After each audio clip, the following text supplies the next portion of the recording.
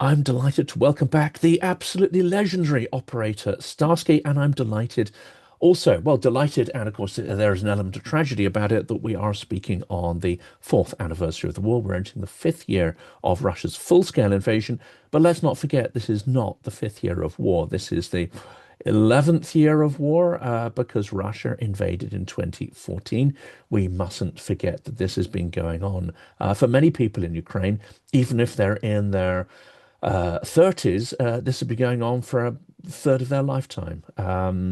And Russian aggression is seemingly endless. And if we don't seek to end it, then it will unfortunately carry on.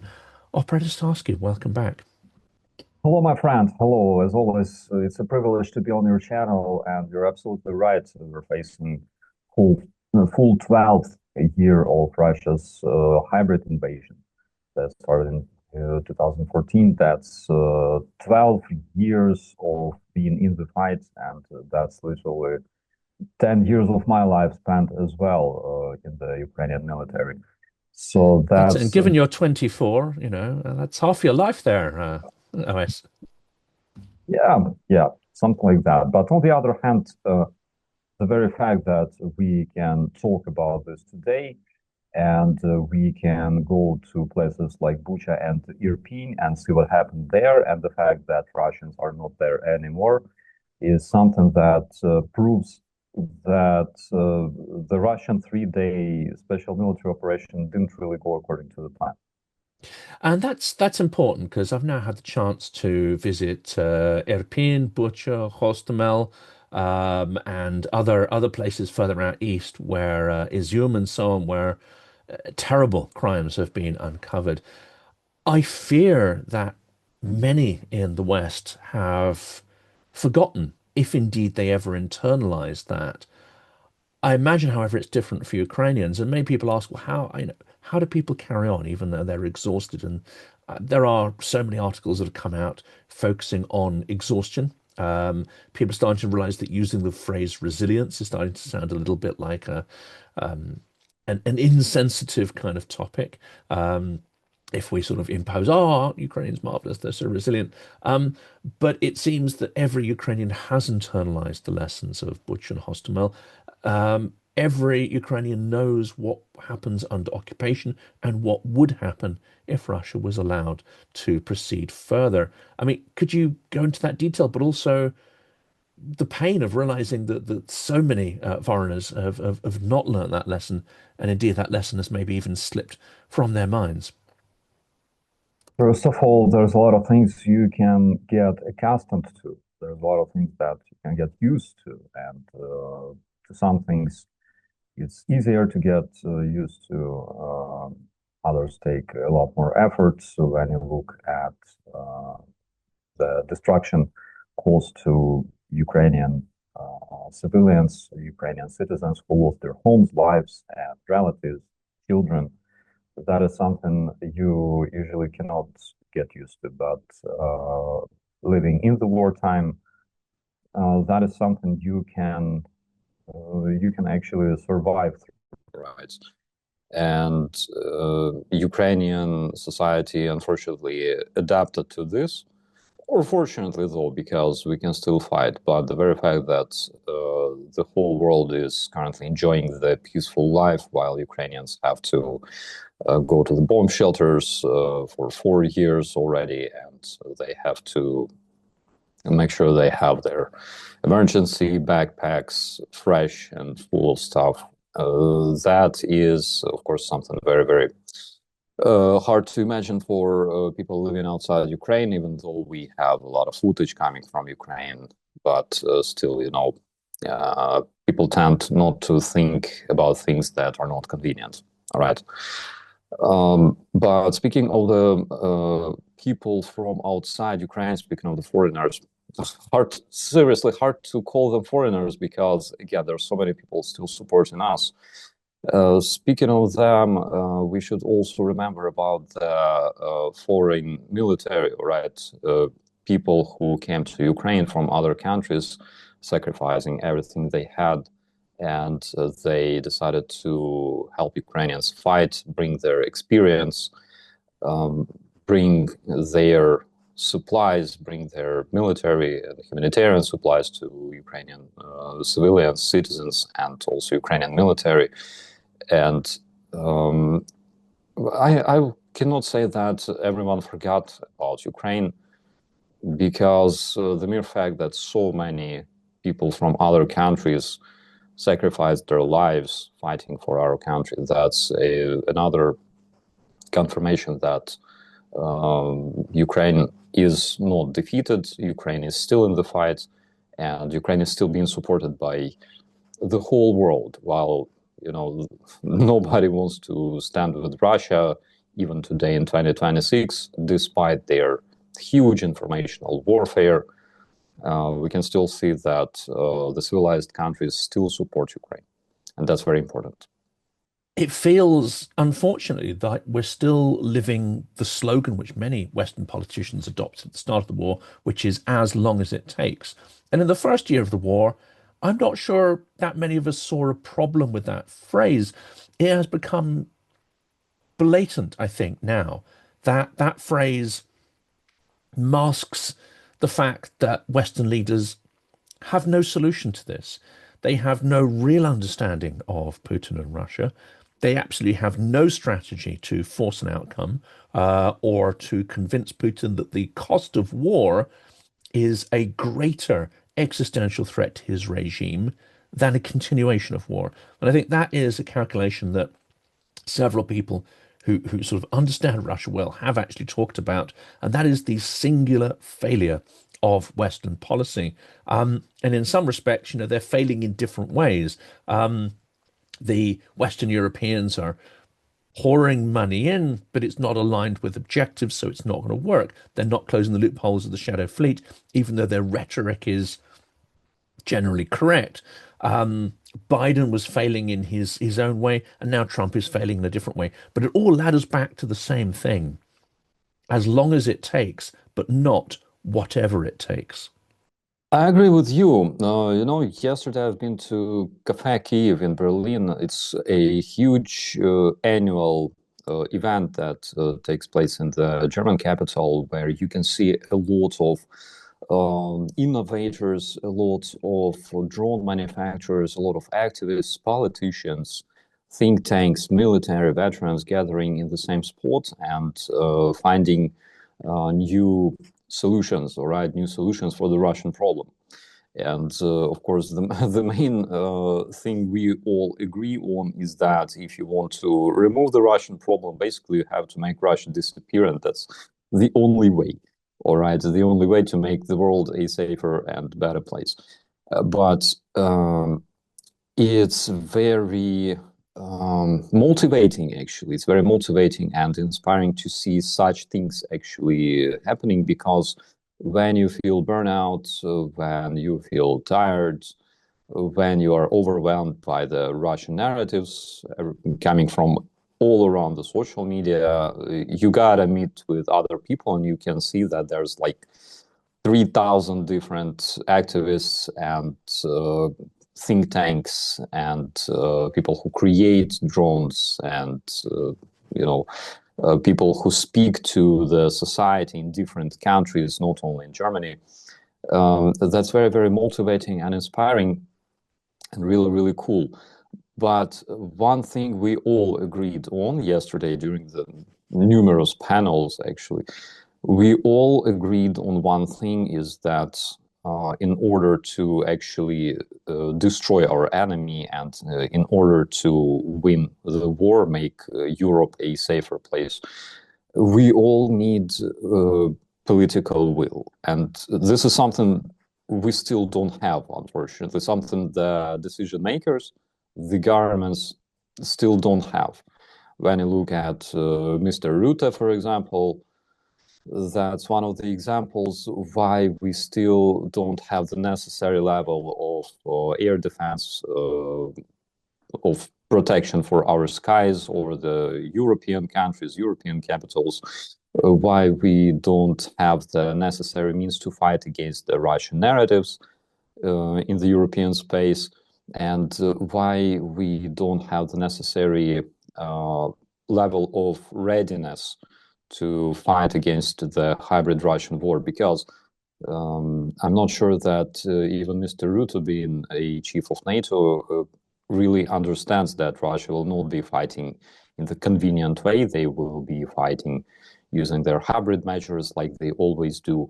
And if his worst dreams come true, we will not really see Russian tanks rolling across the borders.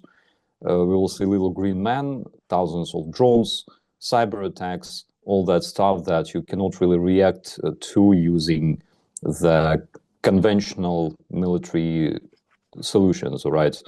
That's one thing that we do really need to have today in Europe, the political will. And that's a terrifying scenario because it brings me to what was going to be my question about what motivates Ukrainians to fight back. But actually, you could also ask that question to Europeans. What could possibly motivate Europeans to defend themselves? And actually, the fear that many Ukrainians, I think, have is that if Europe was placed under the pressures of drone attacks on their infrastructure, collapsing economies, etc., that they would not prove to be resilient, that people would seek a way out. They would seek, as is in the sort of dark ages or early medieval times, you had something called the Danegeld, which is essentially let's pay those nasty Danes to go away and not massacre us and steal all our stuff. I fear that Russian hybrid operations, as you call them there, will be accompanied by informational and political operations that would seek to destabilize our political systems and promote politicians who would make accommodations with Russia, would agree to buy their LNG in return for, drone bombardments to stop. Is this far-fetched, or do you have similar fears? Well, first of all, what helps Europeans to fight for their life? Of course, the realization that life is the only thing they truly have, right? If we take Ukraine, for example, life in Ukraine wasn't luxury at all. Countries like Germany, France, like most of the European countries, Netherlands, let's be realistic, they're luxury countries. And if citizens of those countries decide to just give up everything so Russians go away, or never invade, their luxury life is gone. And especially when the Russians come to those countries, this luxury life, this wealthy life, comfortable life is no more, right? It disappears very, very quickly. But there's another thing that Europeans should understand, is that the level of Russian atrociousness is something you never get. Okay, the level of Russian barbarianism, Russian atrociousness is something you don't even understand, no matter how hard you try, no matter how hard you try to find some kind of human features, all right, inside their brains, they're not there. And third thing that you should also understand is that partnership with Russia is not possible at all. Okay, your country cannot thrive while being partnered with Russia. So whenever your AfD, whenever your Die Linke, or whatever far left or far right Kremlin's puppet tell you on the television that we should be friends with Russia, we should buy cheap gas and resources from them, and then we will thrive. Ask yourself, which exactly Russian ally is thriving today? And who is richer, Cuba or North Korea? Okay, ask yourself, which exactly Russian ally feels wealthy and civilized? Is China truly wealthy when you look at people? Is Iran a very happy country? All right. Ask if you really want to be allied with the terrorists who actually all their life keep their people in poverty, and because life in Russia is suffering on its own. And all their lives they dream to see your demise because you are successful and developed and wealthy, and they are not, except for Putin, of course, who is like the richest man in the world. Ask yourself about that. Partnership with NATO is partnership with NATO is the only thing that you can rely on. Partnership with Russia is not possible. They want to see your demise. That is why this threat should not be turned into like some sort of like relations, negotiations, partnership. This threat should be dealt with like any other terrorist threat, because Russia is a terrorist country, and the only way to have peace in Europe and around the world, the only reliable way to have your informational space free of disinformation, bots, and stuff like that, that's literally to help isolate Russia and make it collapse. And then you will see that talking heads on the TV that spread misinformation magically disappear because Russian money disappear. And you will see that drones stop flying over the European airports. Again, magically, something happened. They just stopped flying. The fuel finished, right? That's the only way. You got to deal with the threat, and you got to do it united, not by yourself, but united with your military allies. That's the only way. Um, Coming back to motivations, because of course, one thing I've learnt in this time, and I believe that Russians do actually refer to Ukrainians as elves or even hobbits, and there is some similarity in that Ukrainians love comfort and coziness, and they like things to be neat, and they like things to be tidy, and they like things to be beautiful, and they like things to be tasty, and they're in touch, I think, very much with their feelings and their bodies, and they're not so traumatized as to be able to they can enjoy those things without all the sort of complexes and self-loathing which I think many Russians have, which inhibit that. And yes, that almost certainly is a motivation for some people, but it seems to me what I've learned in these 4 years is that it goes far, far deeper than that. As you say, Ukraine was not and is not a wealthy country compared to some in Europe, and yet people are prepared to sacrifice everything. And it's not just those material values. What else is it that motivates people? I'm going to throw one idea in here, and that is a concept of law. That is a concept of rule of law, not as something that's handed down to you as a set of instructions, but something that you have the right to challenge, to be involved in. It's a dialogue in society to shape the future and have a sense of the future. That's what I think I've sort of learnt in this process. But what is it for you, those motivational values that keep people fighting despite the exhaustion?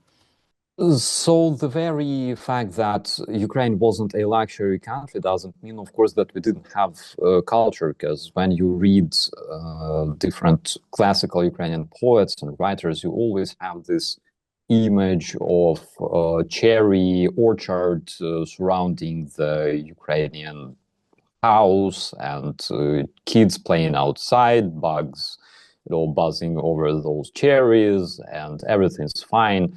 That is a Ukrainian utopia. That is our culture. That's a solid part of our culture, and that's something that we are pursuing to have around us in Ukraine. All right, so we have this culture, and it's not culture of invaders, terrorists, toilet snatchers, like in case of Russians. This is our Ukrainian culture. That's one of the reasons why when the Russians came to Ukraine, they were so impressed that even though Ukraine is a comparably poorer country than the terrorist federation, but people in Ukraine live in much better conditions than usual Russians, because that's conditions that we built for ourselves. So of course we also have this in our culture, just like any other European country. Just the fact that Ukraine, I cannot call us the luxury country, because there's still so many changes that should happen so we can live like, for example, people in Germany, right? We have to learn their experience. Of course, we have to destroy the corruption that we still have from the Soviet times. Another beautiful gift from the Russian culture, by the way. And then everything will be fine. But besides that, currently life is everything we have. And in the end, when you lose everything, when you lose proper quality of life, your infrastructure. Life is all that remains with you, and that is why we're fighting. We're fighting for life. Russia is not fighting the existential fight, because when Russia goes home, everything stops, all right? They will keep living, but if they still stay in Ukraine, Ukrainians will disappear, and that is why we have to continue our fight. Absolutely, and not to be too glib, but I think one of the conversations we had earlier this year has probably my favorite thumbnail cover, which was Invasion of the Toilet Snatchers. But yeah, unfortunately, theft is an absolutely critical part, I think, of Russian culture. People are going to be, some will be insulted by that. They'll say, how can you say that? But it strikes me, having been there, having been to territories that used to belong to Finland, that used to belong to other countries, there is a very, very strange sense there of, maybe this is a particularly British thing because we're a little island. We don't have quite the same problems.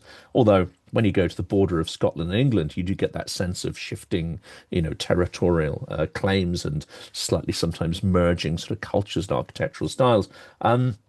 But in Russia, you get this absolute sense that this was somebody else's land, and it changed fundamentally. It was occupied by a completely different civilization, and then those places changed. Often they degraded. And that created a very strange dissonance. But when I put these questions to people locally that I spoke to, and no one had any such. It's not in the culture to have even a thought about it for a second.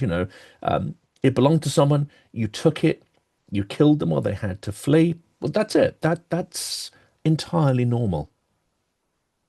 When you look at photos from Abkhazia, man, Abkhazia was Soviet Miami back in the days, because the families from all around the Soviet Union, and it was like 88, 89 still, like the late years of the Soviet Empire. People from the Soviet Union would go there to rest on the beaches, in the resorts, and everything. The nature was absolutely amazing. The warm sea and stuff. And when you take a look at the pictures from Abkhazia nowadays, it looks like Pripyat in Ukraine, the desolated place, all right, the contaminated place contaminated with the Russian world. Because nobody goes there anymore, and Abkhazia is basically a huge ruin, completely neglected and abandoned by the Russian terrorists.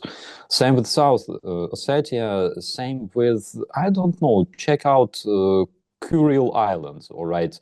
Same stuff. Those islands that still belong to Japan, you can see even on the Google map, you can see the lights in the night, all right, from all the buildings, all the settlements on the Japanese territory. On the Kuril Islands controlled by Russians, there's literally just a few bare fields and Russian military bases and nothing else. Russia is not a civilization, it's actually cancer that destroys civilization. People will say that I'm biased, but again, I'm biased as a Ukrainian, all right, who actually saw what Russia brings to the civilization, the things they offer, all right, to the civilized countries. They are cancer, and our Russophobia is unfortunately not enough. You know what makes me very, very sad? For example, when Russians explain the reasons why they are so atrocious towards everybody else, towards Europeans, Americans, they say, Americans, we are fighting against you because you made us fight against you. That's literally because every single night, President Obama, now it's President Trump, of course, he doesn't know about it, but every single night he jumps with a parachute over Syzran, snatches asphalt from the road, throws the syringes in the children's playgrounds. And that is why we fight. The European nations bring gays to Russia, so our women stop making new terrorists and soldiers for Putin, that's a big existential threat. And they are saying that the only reason Russia has force, right, to defend itself in a foreign country like Ukraine, for example, the only reason is because evil West is creating those plots, to destroy Russian society from within, and all the crap we have inside Russia. That's literally because of you, evil America and evil Brussels. What makes me very, very sad is that it's a lie. I would really like to see Europe, or generally the whole NATO bloc, using all their finances, all their powers, that compared to Russia, they're freaking overwhelming, okay? Using all their resources to literally destroy Russian society from within, because there's nothing easier, okay? There's nothing easier to do that. But the problem is they don't have political will to do that. You may say that, but dude, like, the Russian informational space is isolated. It's hard to, penetrate it. It's hard to bring the proper narratives and everything else. With the resources NATO has, there's nothing easier.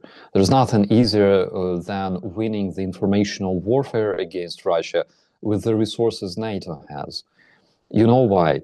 Because if Russia invests 2 billion euro annually in their propaganda, basically paying to, like, talking heads, Tenet Media, all those guys, 2 billion euro for NATO countries,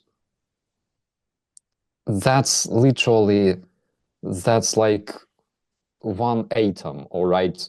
But there is no political will. Political will is even smaller than that atom That's that it. they can And of course, provide. we don't have to invent lies. I mean, lies are relatively cheap to invent, sure, but we don't have to lie. We can just point to the terrible, terrible physical condition, as you say, of Russian roads and cities, the graft, the corruption, the perversion, the humiliation, the material for satire, or I would say combat satire, is endless. I'm just waiting for the point where our politicians realize that we need it. Um, and you and I are ready and waiting. We're here, we're ready to perform that task. They just don't realize they need it yet. But I think that day will come. That day will come soon, where they're like, "Oh my God, we need to go on the offensive, or else we're going to be beaten." One of the most inspiring things I saw. Now, I've done a couple of events with them, and met many of the people involved in it in London and around Ukraine in Odessa last year. But I finally got to see the headquarters of the cultural battalion of the armed forces of Ukraine. Quite literally, you have artists and musicians and philosophers, drafted. And when I tell people, they're like, "Excuse me, what on earth?" But it's an absolutely beautiful thing. There's even a group of artists from the Baltics called the Forest Brotherhood. So you've got a whole room of people who loathe the Russian Empire, but are creating beautiful works of art, beautiful materials in the service of, I would say, combat culture to counter Russia. We need that. Germany needs that. France needs that. We all need to develop not just this realization, but the tools to put it into action. And I'm just waiting for the point where that realization finally happens. I completely agree with you, my friend. Truth is much simpler than lies. We never have to use lies, all right? Whenever Russians try to justify their atrociousness, they say, like, NATO expansion, gays, satanists, and then there's us, beautiful Orthodox Russian race. No, the reason they are atrocious is because they want land, as easy as that. You never need to find complex explanations for truth, okay? And European countries can actually do that. Imagine for a second, whenever you receive a commentary somewhere on the internet from somebody anonymous, talking about the Russia that is winning the war, Russia that is your friend, and stuff like that. And all of a sudden, you can also see that near the nickname of this person, it is said that it might be potentially bought, okay, because it has suspicious IP and stuff, and its identity is not confirmed, for example. Or when you read a news and you also see automated message attached to this news, then this news might come from the Russian media, and Russian media are known for having absolutely zero freedom of speech. There's no independent press, okay? They only say what the state tells them to talk about. That is absolutely possible. Having our resources, we can train AI to do that. We can implement a lot of things like that. So when people receive information, they can easily check it. That's one of the solutions that can be easily implemented for the whole world, and then the Russians would realize that they cannot lie as easy anymore, okay, because there are people fighting it. So I completely agree with you on this one. One problem, though, that is related to the politicians that you also mentioned was that, unfortunately, I don't really see tendencies for them to acquire their political will or exercise their political will as much as we would like to. And unfortunately, I want to be as optimistic as you are, my friend, but I will be bad prophet, and I will say that most probably they will realize that they needed to change something when they will completely lose everything. When instead of being like elected leaders, they would realize that they now have to exercise other skills like being a field commander or rights of a partisan battalion, because that's something that might happen in the future with the Russian invasion, and we are losing our time very, very fast. European decision makers think that they have all the time in the world. It's not true. They're losing this time. We literally have several years before the wealthy and luxury world we know as Europe will start collapsing because of the Russian terrorism.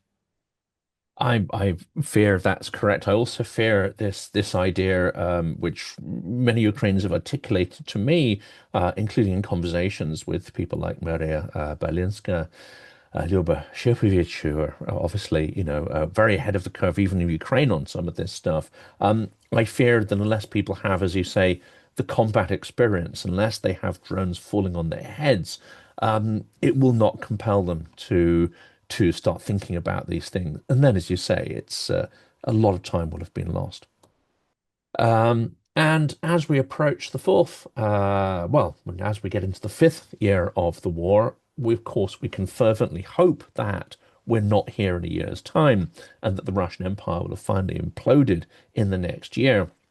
But again, as I would say, reasonable commentators, I think we have to say that it's not guaranteed. We know it will collapse at some point because all empires do. And this is perhaps the least profitable, the least sensible, the least rational empire in human history. It's a perversion. It is a tumor on the face of civilization, and it will go. But we cannot guarantee that happens in the next year, and we certainly cannot guarantee that the West will put enough pressure on Putin to force him to concentrate on his internal problems. So, what are your plans for this year to fight back against Russian aggression in all its forms?